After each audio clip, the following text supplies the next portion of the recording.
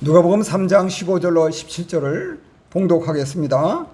백성들이 바라고 기다림으로 모든 사람들이 요한을 혹 그리스도신가 심중에 의논하니 요한이 모든 사람에게 대답하여 가로되 나는 물로 너희에게 세례를 주거니와 나보다 능력이 많으신 이가 오시나니 나는 그 신들매를 풀기도 감당하지 못하겠노라.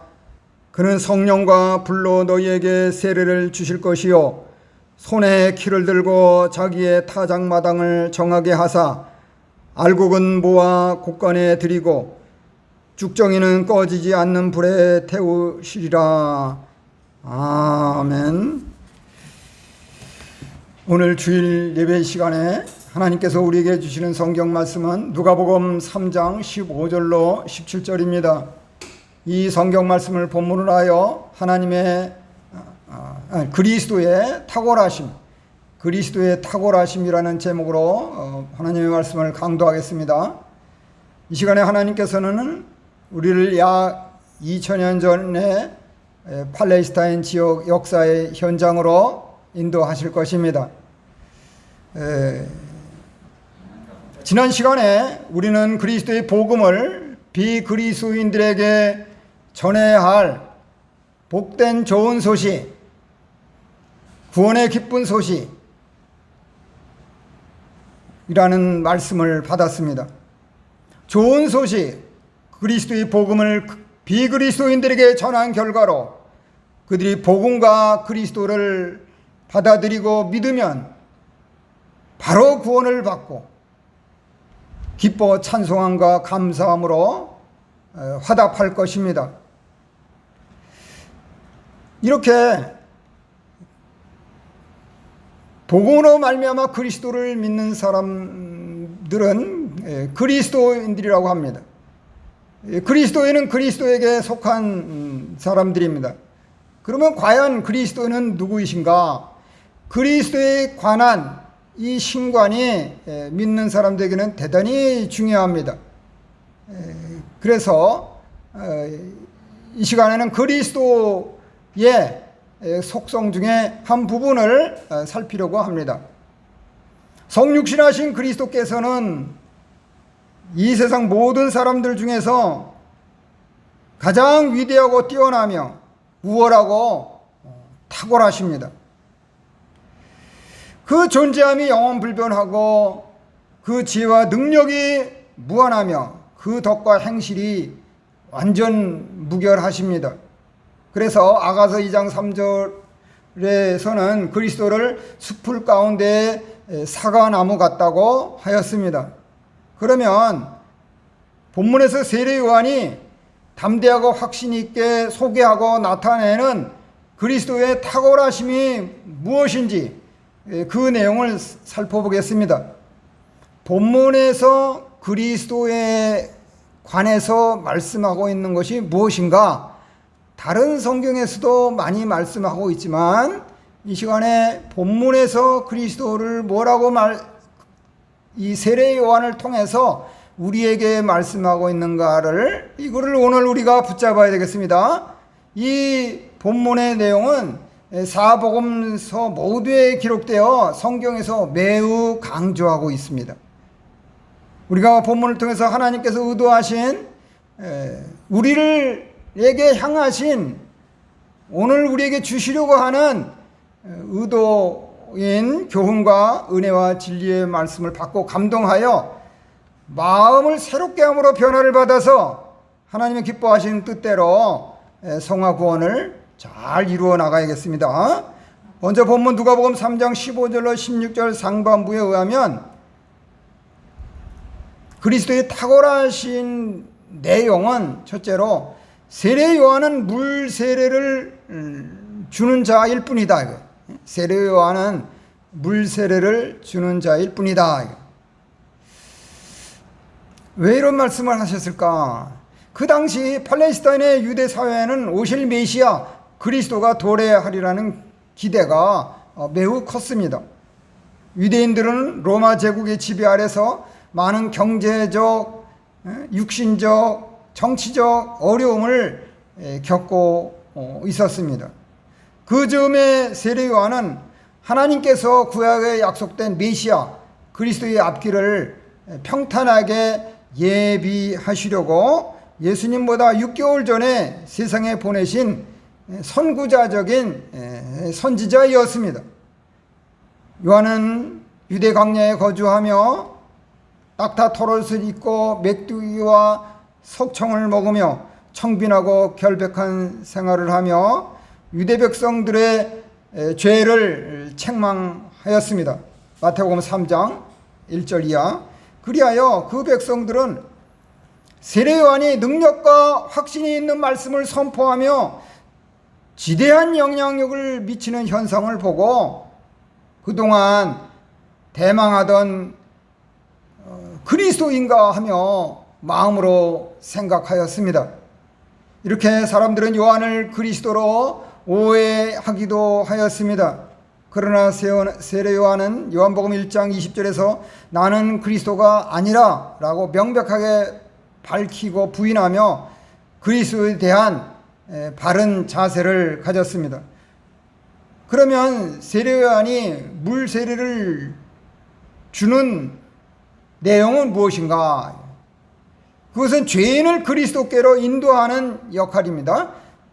물 세례는 죄인을 그리스도께로 인도하는 역할입니다. 세례 요한은 그 역할을 한 것뿐입니다. 세례 요한은 자기 뒤에 오실 분이 그리스도이심을 분명하게 증거하였습니다. 여기서 요한은 자신의 사역과 그리스도의 사역을 비교함으로써 그리스도의 탁월하심을 밝히 드러내었습니다. 세례 요한은 그 백성들에게 물로 세례를 주었습니다. 여기서 세례는 우리가 간단히 말씀해서 죄 씻음을 상징합니다. 물 세례는 단지 그 죄 씻음을 외적으로 표현하고 확증하는 것입니다. 세례 요한이 물로 세례를 베푼 것은 그리스도께서 오셔서 성령과 불로 세례를 주시기 전에 예비적인 성격을 띈 것이었습니다. 그래서 세례는 구원과는 상관없고 단지 죄인을 회개시켜 그리스도께로 인도하는 역할을 하는 것입니다. 세례를 받았고 안 받았고에 따라서 구원받았냐 안 받았냐 하는 것은 바른 생각이 아닙니다. 요한은 백성들을 그리스도께로 직접 인도하는 사명으로 세상 죄를 지고 가는 하나님의 어린 양을 보라고 소개하였습니다. 요한복음 1장 29절. 그리하여 마태복음 11장 11절에 의하면 세례 요한에 대하여 예수님께서 여자가 낳은 자 중에 그보다 큰 이가 일어남이 없다고 하였습니다. 요한은 이전에 많은 기사의 이적을 행하고 실행한 구약의 엘리야나 엘리사보다도 이사야나 에레미야나 다니엘보다도 더 큰 자였습니다. 그 이유는 세례 요한은 그리스도를 직접 보고 가르치며 그 백성들에게 영광스러운 사명을 감당하였기 때문입니다. 무엇보다도 중요한 것은 그리스도께서 누구이신가 하는 것입니다. 오늘날도 우리는 오직 예수입니다. 예수님만이 나의 소망입니다. 예수 그리스도만이 나의 전부입니다. 그렇다면 우리가 그리스도에 대해서 우리가 좀 더 정확히 아는 것이 필요하지 않겠습니까? 지식적으로만 아는 것이 아니라 우리의 삶에 그대로 묻어나야 하는 것입니다. 요한은 피조물이지만 그리스도는 창조주이십니다. 장차 오실 그리스도께서는 요한과 비교할 수 없이 능력이 많은 이십니다. 예수 그리스도께서는 세상 끝날까지 우리와 함께 하시며 우리의 모든 고난을 이기게 하실 것입니다. 고린도후서 4장 7절 이하. 모든 능력의 원천은 예수 그리스도께 있습니다. 세례 요한의 모든 능력도 모두 그리스도께로부터 나온 것입니다. 예수님께서는 우리가 받은 은혜와 능력을 주신 장본인입니다. 요한이 아무리 큰 자이더라도 죄인을 그리스도께로 인도하는 역할을 할 뿐입니다. 따라서 우리는 탁월하신 예수 그리스도 앞에서 온전히 머리를 숙이고 엎드려 경배할 수밖에 없습니다. 또한 세례 요한은 그리스도의 신들매 신발끈을 풀기도 부족한 자입니다. 아무리 세례 요한이 위대하더라도 그리스도의 신발끈을 풀기에도 비천한 자입니다. 그 당시에 팔레스타인의 유대 사회에서 주인이나 방백들이 실내로 들어갈 때 그들의 신발끈을 푸는 것은 종들의 노예들이 하는 일이었습니다.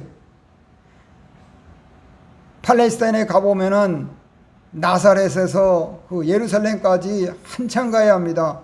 걸어서는 좋게 한 일주일 걸릴 텐데 그 광야 같은 길을 이 슬리퍼 같은 그런 신을 신고서 걸으면은 발에 먼지 같은 것이 많이 묻지 않겠습니까?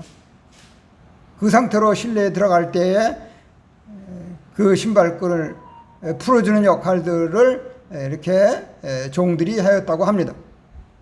그러기에 세례 요한은 메시아로 오실 그리스도와 비교해서 자신이 얼마나 낮은 존재인가를 나타내고자 하였습니다. 그는 그리스도께서 얼마나 거룩하신 분인지를 인식하고 있었고 그에 비하면 자신은 비천하고 보잘것없는 존재인지를 깨닫고 있었습니다. 세례 요한은 뒤에 오실 그리스도를 한없이 높이었습니다. 요한은 자기는 그리스도의 신발끈을 풀기도 부족하지만 그리스도께서는 감당할 수 없을 정도로 능력이 많고 탁월하신 분으로 증거하였습니다. 그리스도께서는 참 사람이시며 참 하나님이십니다. 우리가 그리스도를 어떻게 생각하십니까? 다른 종교의 그런 교주들하고 같은 선상에 놓습니까? 그렇지 않습니다.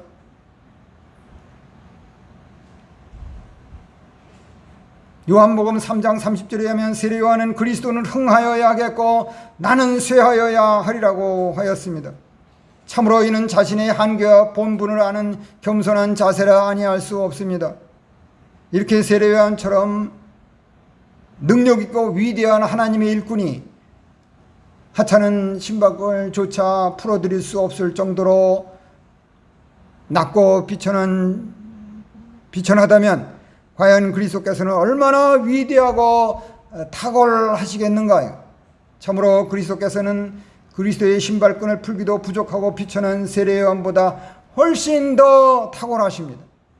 그러므로 우리는 물세례를 주며 죄인들을 그리스도께로 인도하던 겸손한 세례 요한보다 훨씬 더 탁월하신 그리스도를 믿고 의지하여야겠습니다. 이어서 누가복음 3장 16절 하반부에 하면 그리스도의 탁월하신 내용은 둘째로 그리스도는 성령 세례를 주시는 분이다. 그리스도는 성령 세례를 주시는 분이다.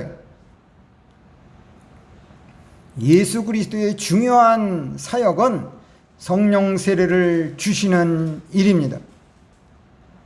세례 요한의 물세례는 외부적이고 의식적이었으나 그리스도의 세례는 성령과 불로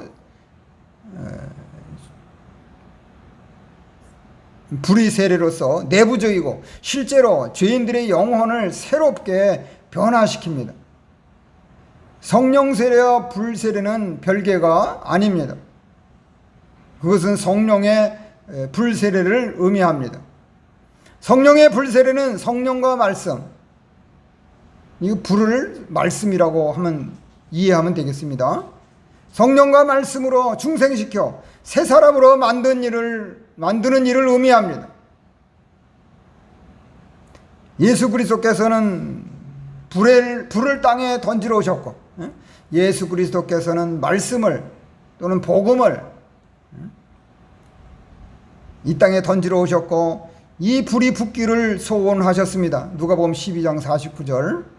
성령께서는 불로 말씀으로 죄인들을 깨끗하게 하십니다. 고린도전서 6장 11절. 그러면 그리스도께서 성령 세례를 주신 증거는 무엇인가?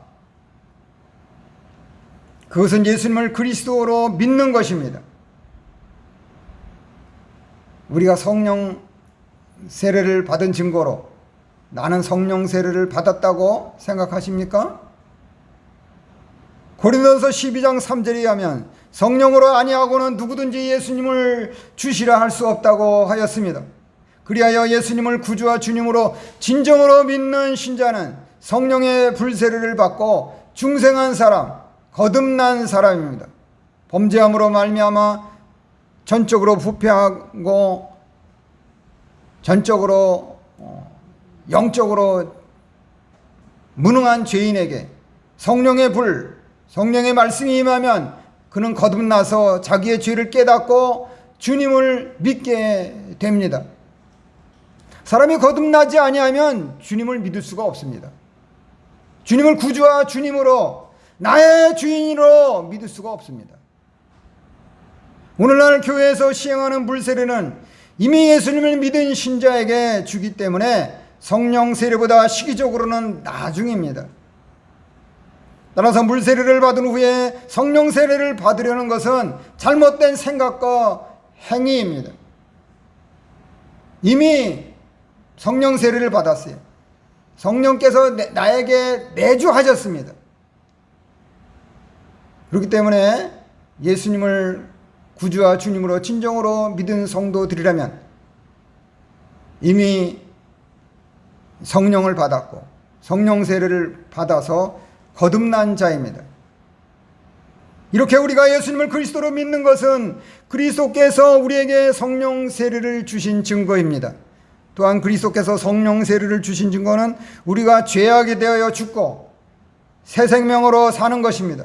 죄악에 대하여 죽었다는 것은 내가 죄를 짓지 않는 것, 내가 죄와 상관없는 그런 자가 되어서 이제 죽은 영혼이 그리스도의 새 생명을 받아서 이제 새 생활을 하는 것입니다. 예수 그리스도를 믿는 우리는 그리스도의 십자가에 죽으심과 합하여서 세례를 받음으로 그리스도와 함께 죄악에 대하여 죽어 장사되었습니다. 죄와 우리는 이제 아무 상관이 없는 자가 되었어요. 또 우리는 그리스도를 죽은 자 가운데서 살리심과 같이 거듭난 새 생명 가운데서 살게 되었습니다. 그렇기 때문에 우리가 죄를 지으며 살아가서는 안 되는 것입니다. 예수 믿기 전에 옛사람으로 살던 것을 이제 새 생명을 받아서 새롭게 태어난 새 사람이 되었기 때문에 이 새 생명으로 새 사람으로 변화된 사람으로 구원받은 사람으로 그리스도인으로 살아가야 하는 것입니다. 그래요. 성령의 불로 세례를 받은 중생한 신자는 의롭고 선한 영혼으로 육체의 부패성과 세상의 죄악과 싸워 이김으로 깨끗하고 진실하게 살기를 원합니다. 바울사도는 로마서 7장 24절에서 오라 나는 공고한 사람이로다 이 사망의 몸에서 누가 나를 건져내랴라고 절규하였습니다. 내 속에서는 이 옛사람과 새사람이 서로 갈등을 하고 있습니다. 우리가 새사람이 이겨야 되는 것입니다. 에이, 그래도 그렇지 어떻게 여기는 세상에 이거를 그렇게 말씀대로만 살아갈 수 있까? 목사님이니까 그러시죠. 이렇게 생각하면 옳지 않습니다. 그러기에 성령 세례를 받은 거듭난 신자는 죄악 가운데 자신을 방임할 수 없습니다. 이 세상에 죄악된 원리로 자기의 옛사람들 생각으로 자유롭게 살아나는 것은 그건 자유가 아니라 그거는 방종인 것입니다. 하나님께서는 죄로 말미암아 탄식하고 의를 사모하며 행하기를 힘쓰는 거듭난 신자에게 함께 하셔서 더욱더 의를 행하게 이렇게 도와주시고 은혜를 베푸시는 것입니다. 우리가 죄악에 대하여 죽고 죄짓지 아니하고 새 생명으로 사는 것은 그리스도께서 우리에게 성령 세례를 주신 증거입니다. 그러므로 우리는 성령 세례를 주며 죄인들을 중생시켜 예수 그리스도 안에서 새 생명으로 살게 하는 탁월하신 그리스도를 믿고 의지하여야겠습니다. 이어서 누가복음 3장 17절에 하면 그리스도의 탁월하신 내용은 셋째로 최후 심판하신다. 그리스도께서 최후 심판하신다. 본문에 하면 그리스도께서는 손에 키를 들고 자기의 타작마당을 정하게 하셔서 깨끗하게 하셔서 알곡 곡식은 모아 곡간에 드리고 쭉정이는 꺼지지 않는 불에 태우실 것입니다. 세례요한은 구약의 마지막 선지자로서 구속의 역사적인 새 지평을 열 메시아 그리스도의 도래가 임박하였음을 선포하였습니다. 요한은 그리스도께서 행하실 종말론적인 심판을 이렇게 일깨우고 있습니다. 그리하여 그리스도께서 궁극적으로 하실 일은 온 세상의 죄인들을 구원하거나 심판하시는 일입니다. 세례요한은 이것을 타작하는 일에 비유하였습니다. 일반적으로 농부는 곡식이 다 익으면 타작하게 됩니다. 그때 그는 손에 키를 들고 알곡과 쭉정이를 고릅니다. 마찬가지로 하나님께서는 사람들을 타작마당에서 최후 심판하십니다. 요한복음 5장 22절에 하면 아버지께서 아무도 심판하지 아니하시고 최후 심판을 다 아들에게 맡기셨다고 하였습니다. 실제로 그리스도의 재림 이후에 있게 될 최후의 심판 자리에서 성자 예수 그리스도께서는 성부 하나님으로부터 심판권을 위임받아 직접 모든 인류를 공의로 심판하실 것입니다. 고린도후서 5장 10절, 계시록 19장 11절. 그리스도께서는 알곡과 쭉정이가 섞여 있는 타작마당을 깨끗하게 정리하실 것입니다. 여기에 타작마당은 그리스도의 재림 이후에 그리스도께서 주체가 되셔서 시행하실 최후의 심판 장소인 세상을 가리킵니다. 그리스도께서는 세상의 심판마당에서 모든 사람을 선별하십니다. 예수님께서는 곡식들을 타작하듯이 세상의 모든 악인, 불신자와 의인, 신자를 구분하실 것입니다. 이같이 세례요한은 그 누구도 그리스도를 통하여 이루어지는 심판을 피할 수 없다고 선포하는 것입니다. 이는 알곡과 쭉정이 의인과 악인의 종말론적인 심판의 결과에 귀를 기울이라고 요구하는 것입니다. 사람들이 한번 죽는 것은 하나님의 정하신 것이요 그 후에는 심판을 받아야 하고 모든 만물이 우리를 상관하시는 자의 눈앞에 벌거벗은 것 같이 드러나게 됩니다. 히브리 4장 13절, 히브리 9장 27절. 그러면 예수님께서 최후 심판하시는 방법은 무엇인가? 그것은 알고 곡식은 모아 곡간에 드리는 것입니다. 이 세상을 창조하신 그리스도께서는 이 세상의 소유주시며 심판하실 권한이 있습니다. 온 세상의 주권자이십니다. 나의 생사화복과 흥망성쇠가 우리 주님께 달려 있습니다. 마태복음 13장 30절에 하면 알고 곡식은 모아 내 곡간에 넣으라고 하였습니다. 알곡은 회개의 열매, 의의 열매를 맺은 성도들을 가리킵니다. 그들은 어떠한 환난에도 굴복하지 않고 그리스도께서 정하신 천국 시민으로서 자격을 갖춘 진실한 성도들을 가리킵니다. 이름하여 알곡 성도들입니다. 요한복음 5장 24절에 가면 복음을 듣고 주님을 믿는 신자는 영생을 얻었고 심판에 이르지 아니하며 사망에서 생명으로 옮겼다고 하였습니다.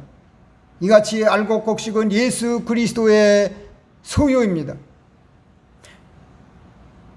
알곡 성도된 나의 주인은 내가 아니에요. 내 부모가 아니고 내 친구가 아니고 오직 예수 그리스도입니다.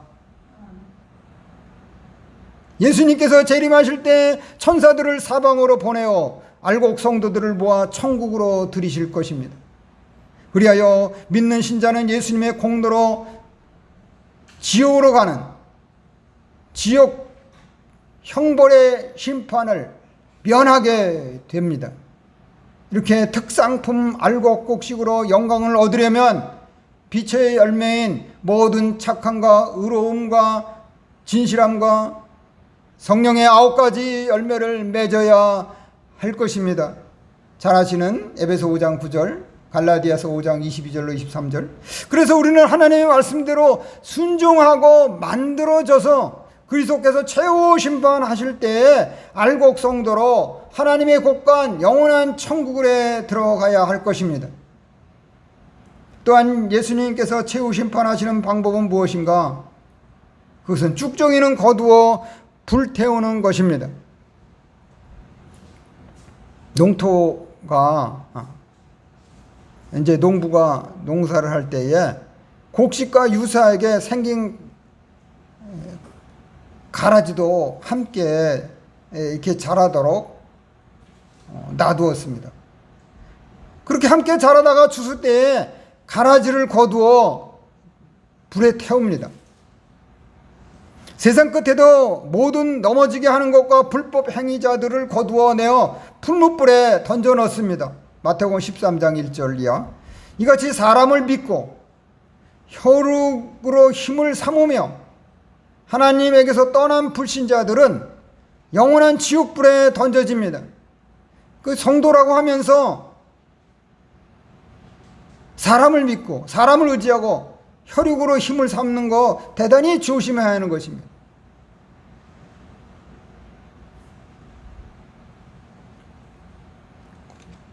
이 영원한 지옥불에는 극도의 고통이 영원한 것으로 그들은 거기서 다시 나올 기회가 전혀 없습니다.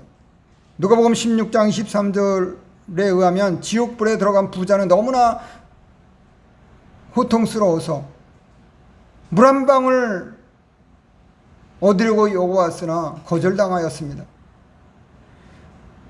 그런데 가라지는 아니지만 알곡 곡식도 아닌 속이 텅 빈 알곡의 외형과 형식만을 가진 열매 없는 쭉정이가 있습니다. 쭉정이는 환난의 바람에 날려가며 시험을 이기지 못하고 그리스도께서 요구하시는 합당한 열매를 맺지 못하며 회개하지 않고 순종하지 않는 무익한 불신자를 의미합니다. 가라지도 되지 말아야지만 쭉정이도 되지 말아야 합니다.